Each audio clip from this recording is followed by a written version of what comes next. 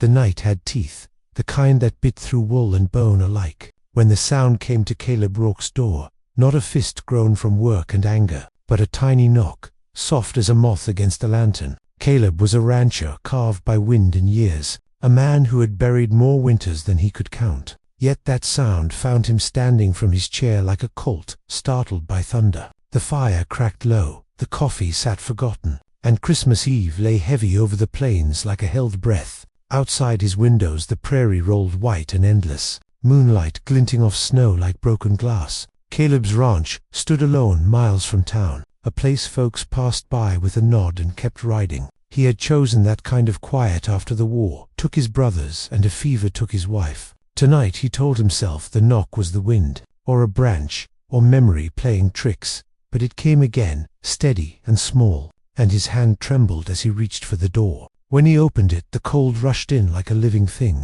and there on his step stood a child no bigger than a saddle, bundled in a coat too thin for mercy, her hair pale with frost, her eyes wide and dark as a midnight creek. Her fist still raised from the knock, she said nothing, just looked up at him as if the world had ended everywhere else. Caleb felt his knees weaken, the kind of weakness no bullet ever gave him. He knelt there in the snow, forgetting the cold, forgetting the years that had hardened him, and he pulled her inside, wrapped her in his coat, the door shutting out the howl of the wind. The firelight painted her face gold, and only then did she speak. Her voice, a whisper scraped raw by cold. "Mister," she said, "I was told you were kind." The words hit him harder than any truth he had ever faced. Caleb set her near the fire, poured warm milk he had meant for himself, watched her hands shake as she drank, each movement a reminder of how small she was against a world so wide. She told him her name was Lila, that her mama had fallen sick on the trail west, that the wagon had moved on thinking her lost. Each sentence carried like a stone laid on his chest. He listened without interrupting, because he knew what it meant to be left behind. As the night deepened, memories came uninvited. Christmas mornings long gone, his wife laughing as she burned the biscuits, his brothers stomping snow from their boots. He had locked those memories away like tools rusting in a shed, but Lila's presence pried them loose. She slept curled in a chair, clutching his coat like it was the only thing anchoring her to the earth. And Caleb kept watch, a silent promise forming where grief had lived. Before dawn he saddled his horse, the sky just beginning to pale. He wrapped Lila tight and rode toward town. Each hoofbeat a vow he would find her people, or make a place for her if none could be found. The rancher who had believed himself done with hope felt something stir, raw and frightening and alive. The plains stretched ahead, but for the first time in years they did not feel empty. As Christmas morning broke over the horizon, light spilling across snow and sage, Caleb understood what that tiny knock had done. It had brought him to his knees, not in defeat, but in awakening. The door he opened was not just wood and iron, it was the one inside his chest, long shut against pain and love alike. And now, with a child riding before him, and a future uncertain but possible, he rode on, changed forever by a fist no bigger than a sparrow. By the time Caleb reached Dry Creek, the sun had climbed just enough to show the town as it truly was, a scatter of false front buildings hunched against the cold, smoke lifting from chimneys like tired prayers. Christmas morning usually brought laughter and bells, but that day the streets were quiet. Folks wrapped in coats paused when they saw the rancher ride in with a small bundle held close. Whispers followed him like drifting snow, because Caleb Rourke was known as a man who kept to himself, not one who carried children through town. He dismounted in front of the general store, boots crunching on frozen earth, and lifted Lila down gently, her eyes taking in the strange shapes and colors,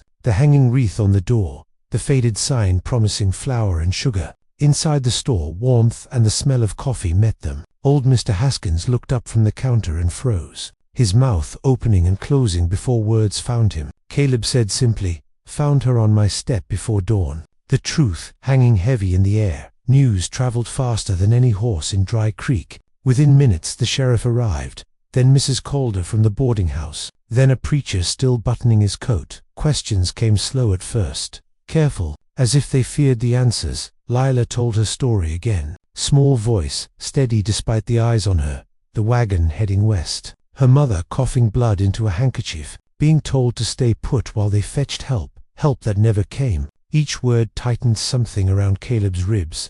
They searched records, asked travelers, sent riders down the trail. But as the hours passed, hope thinned like the winter light. Mrs. Calder brought soup, the preacher offered prayers, and still no one came claiming the child. Lila sat beside Caleb on a bench outside the sheriff's office, her hands slipping into his without asking. He realized then that she had chosen him in that first moment on the porch, not because he was strong, but because he had opened the door. By nightfall the verdict lay unspoken but understood. No wagon had returned, no mother answered the description. The trail west swallowed people whole. The sheriff cleared his throat and spoke of arrangements, of sending word to the city, of orphan homes back east. Each suggestion felt like a knife, turning slow. Caleb stood abruptly, his chair scraping loud in the quiet room. He said, "She won't be sent away like freight." The words surprised even him, but once spoken they rang true. The room went still, eyes fixing on the rancher who had never spoken more than necessary.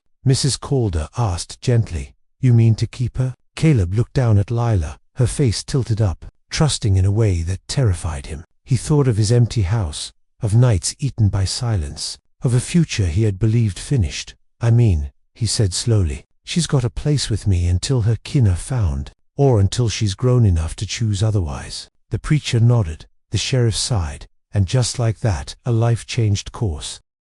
They rode back to the ranch under a sky thick with stars. The cold biting but clean. Lila talked more now, pointing out constellations her mother had taught her, asking about the cattle, about whether coyotes ever came close. Caleb answered every question, hearing his own voice soften. The house greeted them with shadows and stillness, but it no longer felt like a tomb. He made up a bed near the fire, awkward with the care it took, yet careful all the same. That night, Caleb lay awake, listening to the wind and the crackle of logs, Lila's breathing steady nearby. Doubt crept in like frost at the edges of his resolve. He was a man shaped by loss, by hard choices and harder land. What right did he have to guide a child? But when she stirred and murmured his name in sleep, the doubt loosened its grip. He understood then that Christmas had given him not a burden, but a chance, one he had never known he was waiting for. The days that followed settled into a rhythm neither of them had planned yet, both seemed to need. The ranch, waking before dawn, breath of cattle steaming in the cold. Lila bundled like a small bear, perched on a fence rail watching Caleb work. He taught her the names of things, sage and mesquite, bridle and cinch, horizon and mercy. She taught him without knowing how. That silence did not have to mean emptiness. That laughter could live even where grief had taken root. Winter bore down hard that year, storms rolling across the plains like grey armies, snow piling against the house until the windows glowed blue with cold. They spent evenings by the fire, Caleb mending tack, Lila tracing pictures in the dust, sometimes asking about his wife, sometimes about the war. He told her truths, shaped gently, leaving out the blood and fear, keeping the lessons instead. That love could be lost and still be worth having. That men could break and still stand again. Trouble came as it always did, unannounced and sharp. A blizzard so fierce it erased fence lines and swallowed sound. When a calf went missing, Caleb rode out despite the wind, Lila watching from the porch until he was only a shadow. Hours passed like years, night falling fast. When he finally returned, half frozen and empty-handed, she ran to him, arms tight around his legs, sobbing into wool and leather. Caleb sank to his knees then, holding her, realizing how deep the roots had already grown. By spring the snow gave way to mud and green shoots. The ranch breathed again, and word came at last from a traveler passing through. A woman matching the description of Lila's mother had been buried near the trail weeks back. Fever claimed her before help could reach her.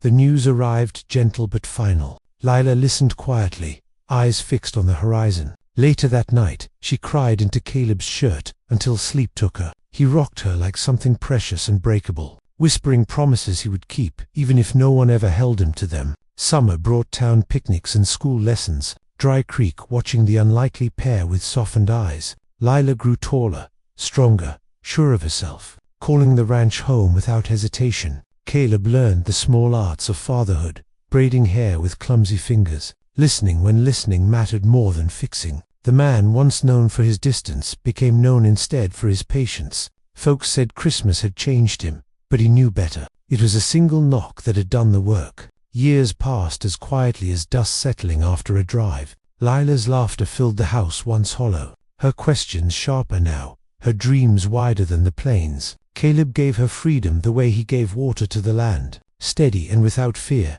knowing she would one day ride beyond the fences, and when that time came he would not chain her with his need, because love, he had learned, was not possession but shelter. On one Christmas Eve, much like the first, snow falling soft, Lila now nearly grown, they sat by the same door where it had all begun. She placed her hand over the old wood, smiling. "Do you ever think what would have happened if you hadn't opened it?" she asked. Caleb looked at the fire, at the woman the child had become, and felt his throat tighten. "Every day," he answered, grateful beyond words that fear had not won that night. When the wind rose and the stars came out, Caleb understood the full measure of that long-ago moment. The tiny fist that tapped his door had not just asked for help, it had offered redemption. It had turned a rancher inward and found a heart still willing to beat. And as the years stretched on and seasons turned, one truth remained as steady as the land beneath his boots. Some miracles arrive loud and shining, but the ones that last often come quietly,